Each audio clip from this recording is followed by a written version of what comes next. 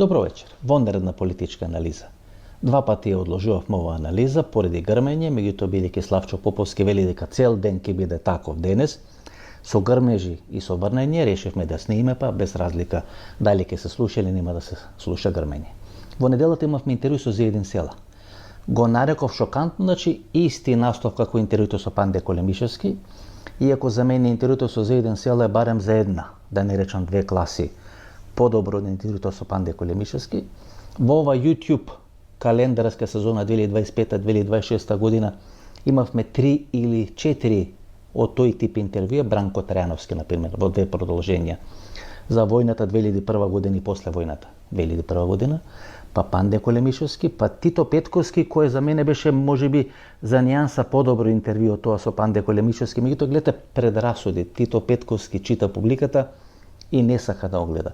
Таа што ќе се вклучи, останува, гледа 50-60 минути, 1 час, бидејќи просечното трајање на интервјуто со Панде Колемишевски беше некаде околу 45-50 минути, на Тито Петковски беше некаде повеќе од 1 час. И имате сега Зиедин Села. Договорено да трае некаде 1 час и 5 минути, успеам да избоксирам 1 час и 45 минути, ми фалат уште 20-25 минути, за да биде идеално, нели, да биде оценето со 10-ка.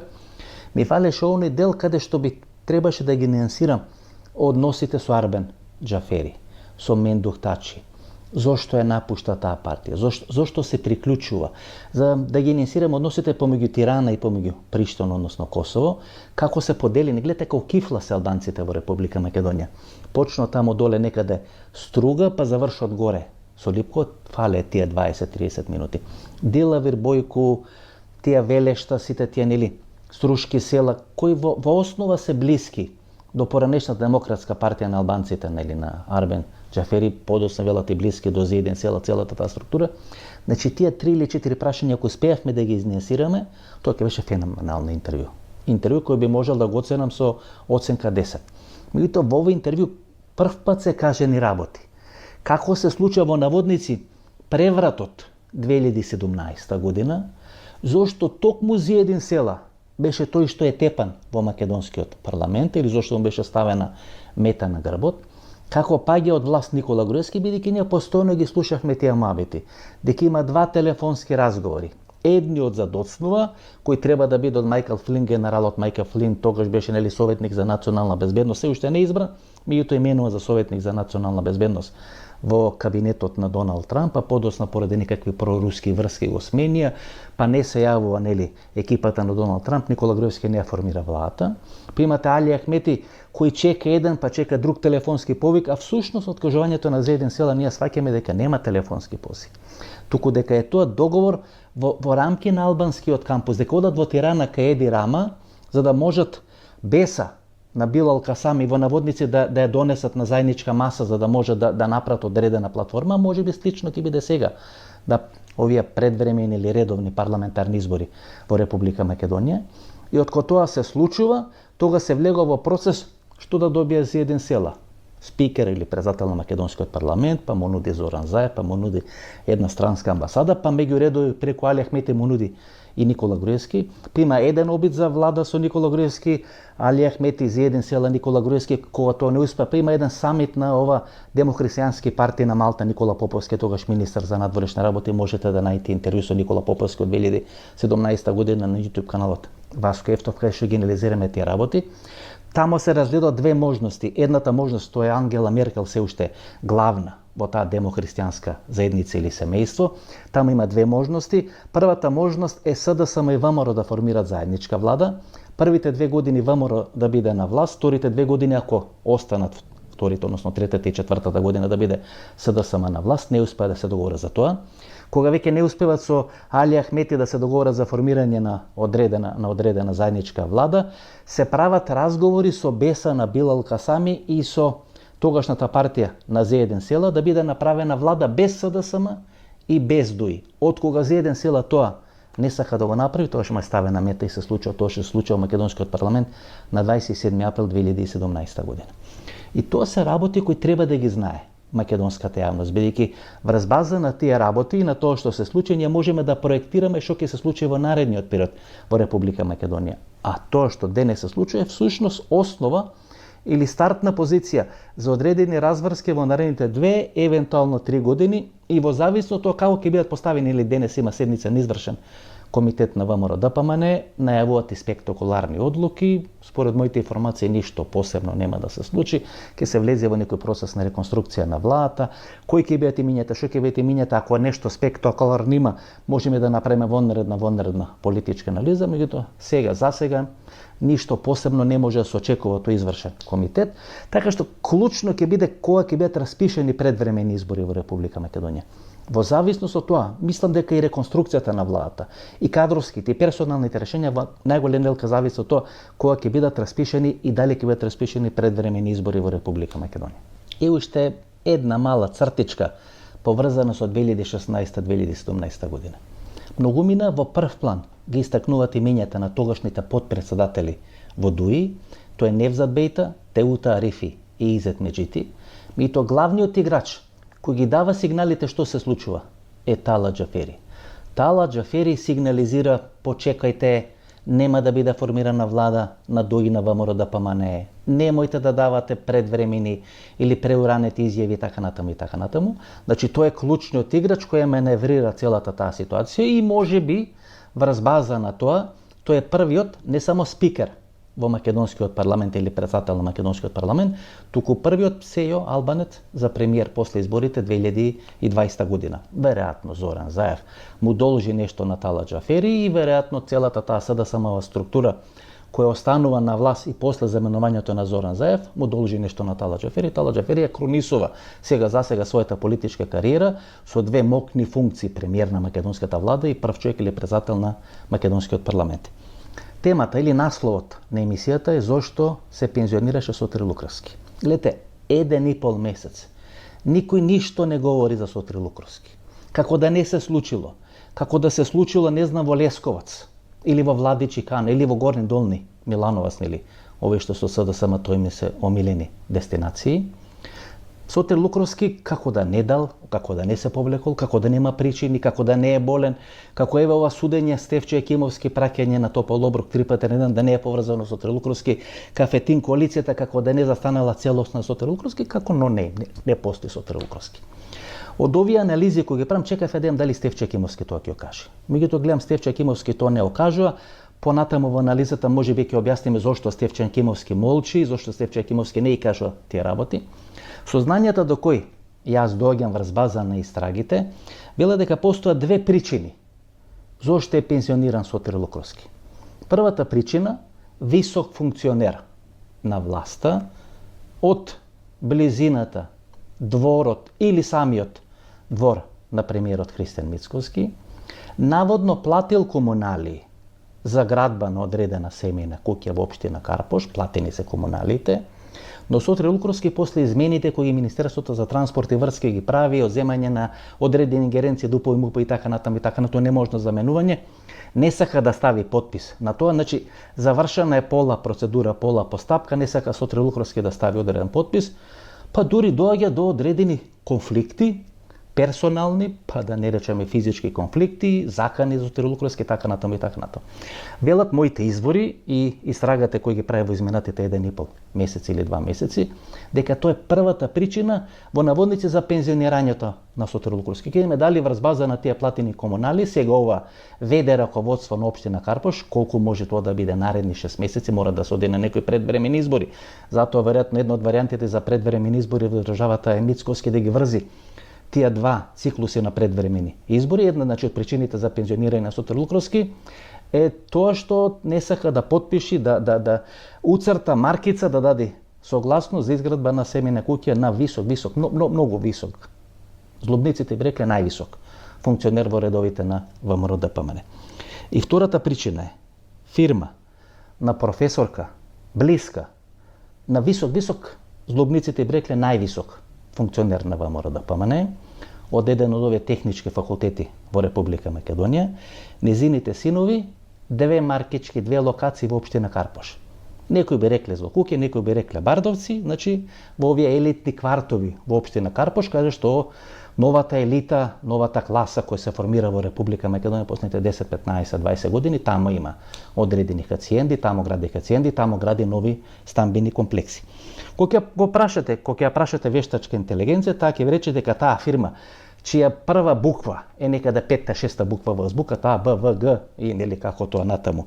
Овде е компанија во Скопје со традиција од 91 година, препознатлива на македонскиот пазар како изведувач на градежни проекти, современи градител на стамбено-деловни објекти преку нивниот бренд, и нели има бреден бренд, странски бренд. Еве ги клучите детали за локациите на таа компанија, изградба на квалитетни стамбени деловни објекти, висока архитектура, извадба на алуминиумски конструкции, структурни фасади, комплетно уредување на интериери, бањи и така натаму и така натаму. Има две адреси. Едната е во центар на Скопје, втората е на улица Васил Главинов. И тоа е првата. И втората можете да најдете нели таа фирма и на други апликации. Значи станува збор за позната фирма која се бави во дел на градежништвото. Начело на таа компанија се синови на професорка на еден од техничките факултети, висок, да не речам највисок функционер на власта и на ВМРО ДПМН, бил асистент, не ке тато, бил асистент во еден временски период и ке таа професор. И тоа се двете причини за пензионирање на Сотир Лукровски. Таа фама, таа приказна ке се развие во наредниот период. Гледате, немаат решение, го ставија како во времето на Јосип Брз Тито. Снима некој филмски познат режисер филм, не треба да го погледне публиката, го стават во бункер, е така Сотир Лукровски го ставија во бункер. Меѓутоа, знаете, во денешно време на интернет, на ваква модерна комуникација, така натаму, вие може да ги купите новинарите, како што ги имат купено сите, дали власта, дали Кафетин коалицијата, но не можете на луѓето да им ја затните устата за тие да не говорат што се случува дефинитивно со Сотир Лукровски. Тоа е, според мене, главниот замаец на сите процеси и промени кои ќе се случат во Република Македонија. Капитална грешка на висок, да не речам највисок функционер на ВМРО ДПМН, капитална промашена проценка на Кафетин коалицијата, многу пари вложени, инвестирани во него, одеднаш се повлекува. Тоа е тоа што ќе го определи политичкиот процес и разврски во Република Македонија. Зошто ова не го кажа Стефчо Екимовски? Па веројатно чека да не заврши на топол оброк 3 пати на ден. Инаку куќата, семејната куќа што треба да се гради, да се догради, да се доправи или на ново од почеток да се гради, но овој висок, што би рекле злобниците, највисок функционер од редовите на ВМРО ДПМН во близината на мостот Влајко, мост кој всушност го означи еден од првите мандати на чело на општина Карпош на Стефчо Екимовски, критики, исмејување од Ристо Пенов, целата таа екипа, и тоа беше на некој начин стигматизација на работењето на Стефчо Екимовски. Еве, денес, што се објавува од Апелациониот суд или Кривичен суд на Република Македонија, за 2 дена, на 2 јули, Стефчо Екимовски требаше да замени на издржување на затворската казна или на топол оброк 3 пати на ден.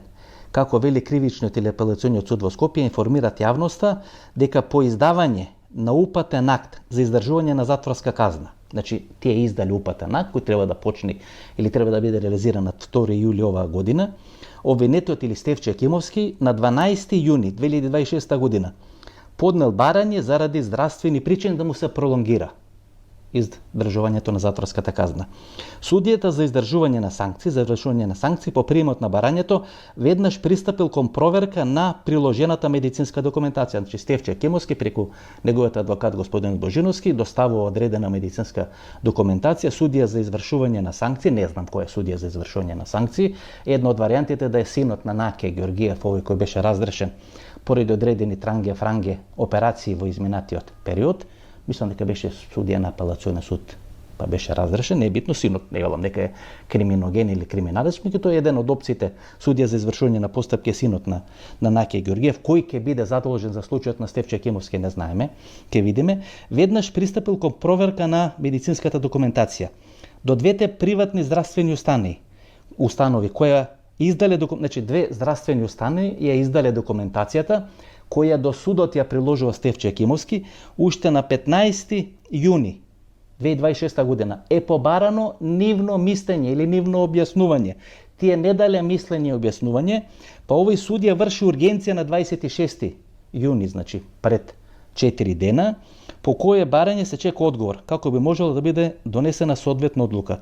Согласно член 144 од Законот за извршување на санкции, судијата за извршување на санкции има рок од 30 дена од приемот на барањето да ги провери издадените околности во барањето и да донесе одлука. До донесување на одлуката, почетокот на извршувањето на казната се одлука. Што ќе рече дека овие две здравствени установи, дали е тоа Систина, дали е Жан Митрев, дали е Ремедика, јас не знам, значи до две медицински установи кои издале медицински белешки дека тама е лекуван Стефче Екимовски, дека е болен така натаму и така натаму, таа документација е доставена до судија на извршување на санкции.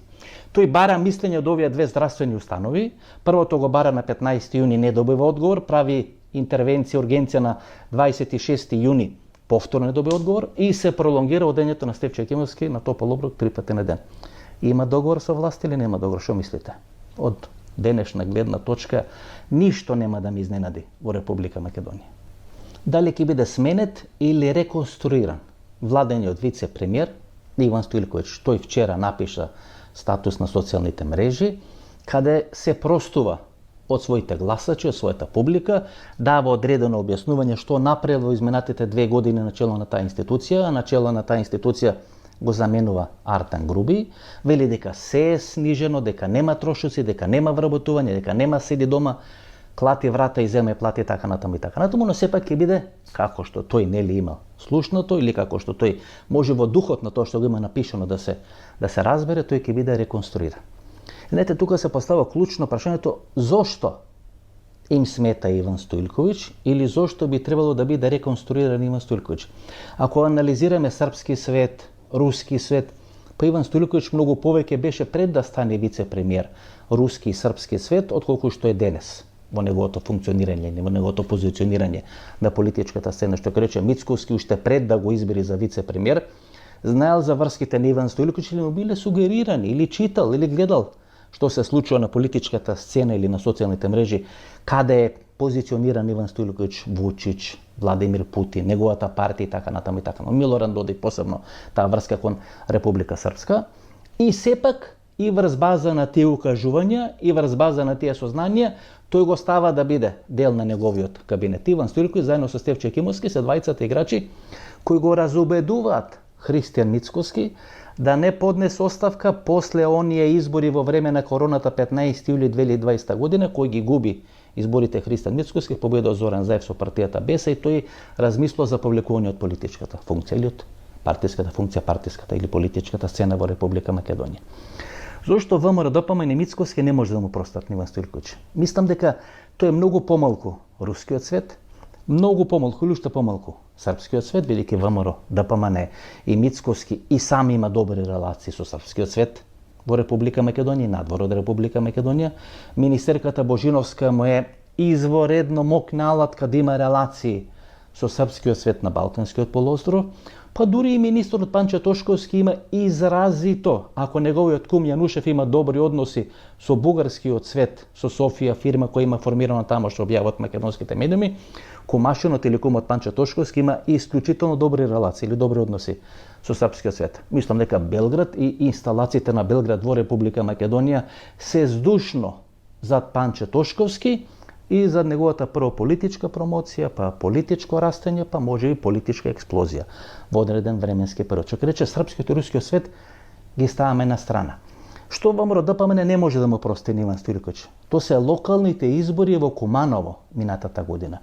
Некаде 3000 и нешто илјади гласови кои го освои Иван Стоилковиќ. 90% од србите кои излегоа на гласање во општина Куманово гласа за Иван Стоилковиќ. Тако висок процент на доверба и на гласање нема Александар Вучич на листите на изборите во Косово, кога се гласа на локални или парламентарни избори во Косово. И Иван Стоилковиќ беше еден од обвинетите меѓу редови дека може да бил причина за лошиот катастрофален резултат на ВМРО ДПМН во општина Куманово и за тесната победа.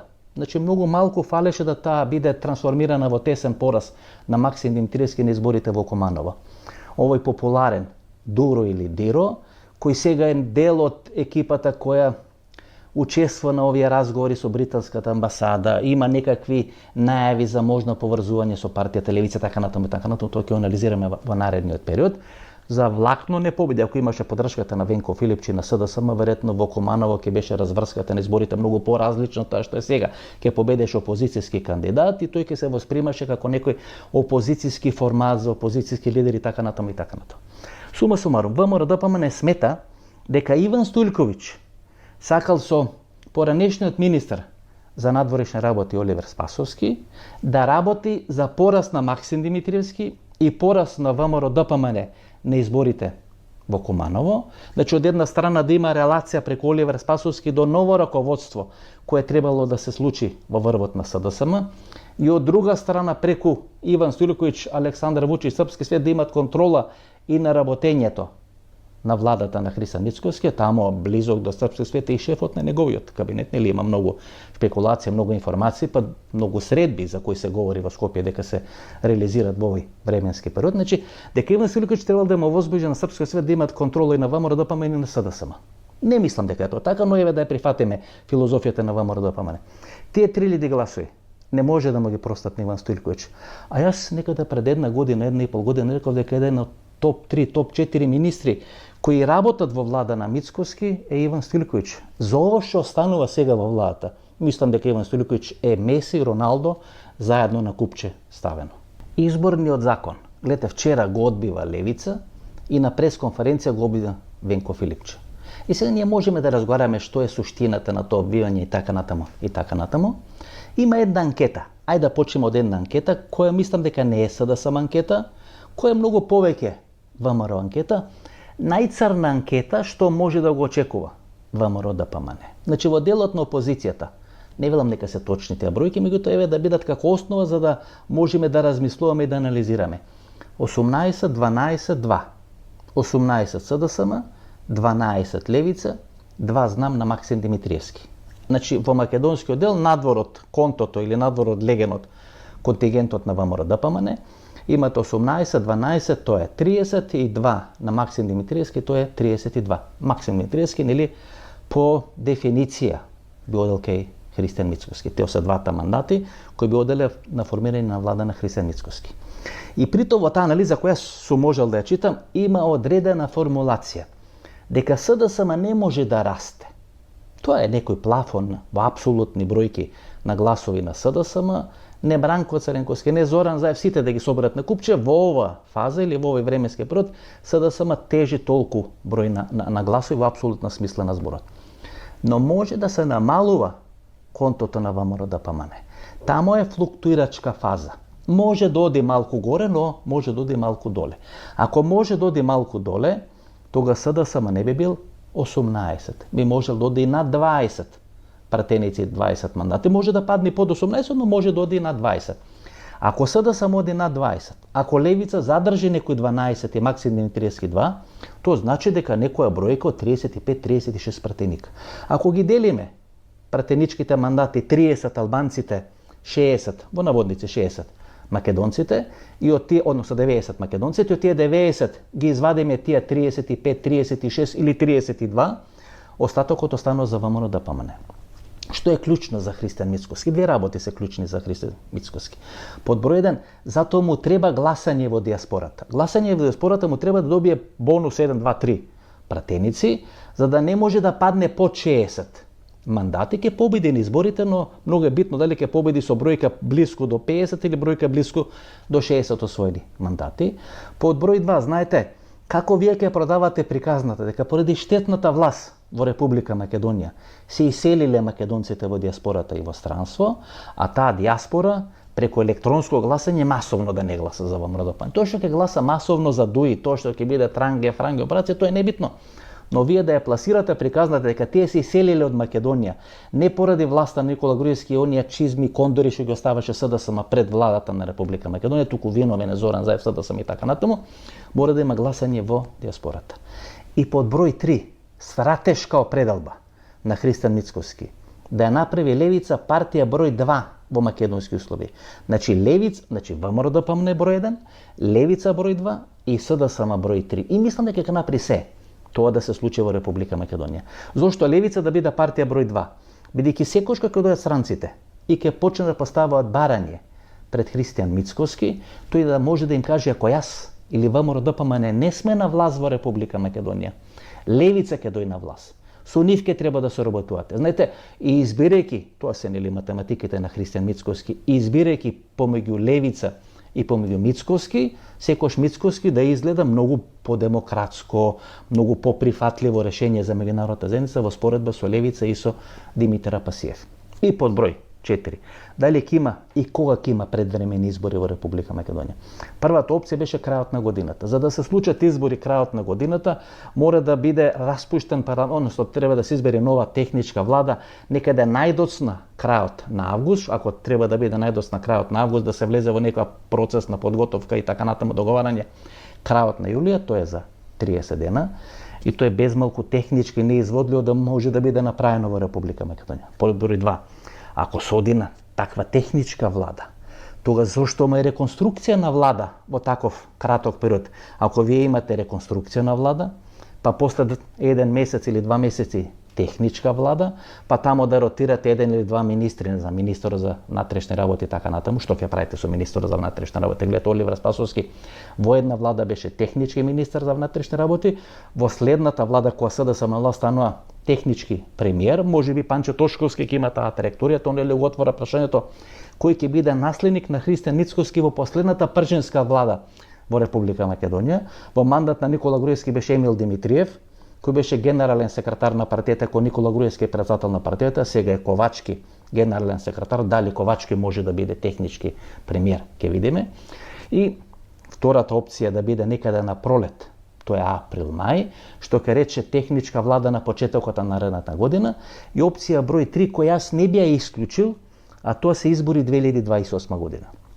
Денес вие тешко ќе ја натерате, гледате во каков заленте сега Гордана Селјановска, вие тешко ќе ја натерате Гордана Селјановска во наводници поради здравствени причини да си поднесе оставка на председателската функција и вие да може да споите предвремени или редовни парламентарни избори со председателски избори во Република Македонија, а се ми се чини, тоа ви го говорам веќе 2 години, гледам сега почна сите тоа нели да го анализираат и да го кажат како нивна политичка анализа, дека Мицкоски сака да ја заврши својата политичка кариера како председател на Република Македонија. Мене од сегашна временска дистанца, значи не ги исклучувам ни првата ни втората, а ни третата опција да има редовни избори во Република Македонија, дека Мицкоски најпосакувано решение на избори 2028 година, спојување на предвремени парламентарни, односно редовни парламентарни избори и предвремени председателски избори. Тоа најлесно ќе може да го продаде и пред меѓународна заедница и пред македонската јавност. Проблемот на Мицкоски како да го издржи притисокот, тој притисок сега за сега не е силен, силен е од Бугарија. Афери кои му ги вадат, Пампорова и така натаму и така. Но мислам дека тоа ќе продолжи во наредниот период. Даден му е рок некој декември, пролонгиране по 100 пат тој рок кога треба да ги направи уставните измени, меѓутоа тој не може да ги пролонгира тие процеси.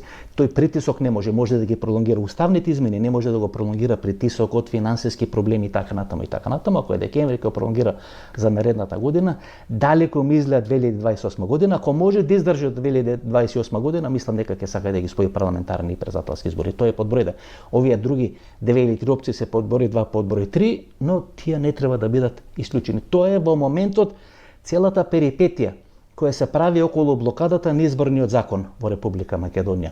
Што и како е ставено на маса, сите со своји математики, сите со своји проценки и проекции, и на крај ќе име што тоа ќе излезе и ќе биде реализирано. Утре во 12 часот, во наводници оваа група за промени во хотелот Лимак во центарот на Скопје, Chatham House, така се вели. Затворена средба, 30 луѓе ќе дебатираат за еднината на Република Македонија. Професор доктор Игор Ивановски Шема ќе биде модератор, како што е во поканата која може да се види на социјалните мрежи и на порталите или во медиумите во Република Македонија. Ние нема да го анализираме тој случај, бидејќи во четврток веќе ми е закажано интервју со еден од гостните или учесниците на таа Chatham House комуникација или тркалезна маса перспективи на Македонија, како да ги дефинираме.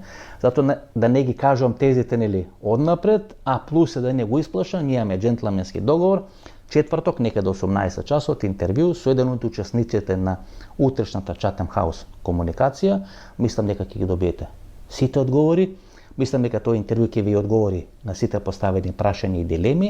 Тоа што сум го говорил изминатите 6-7 месеци, сум спомнал имења, презимења, што, како планираат, кој со кого се среќил, сите прашања ќе бидат поставени во четврток во тој интервју. Ова беше нашата анализа. Мислам дека ќе бидете задоволни, многу работи кажавме, многу работи отворивме и сега веќе со поинаква визија може да гледате на политичките разврски во Република Македонија.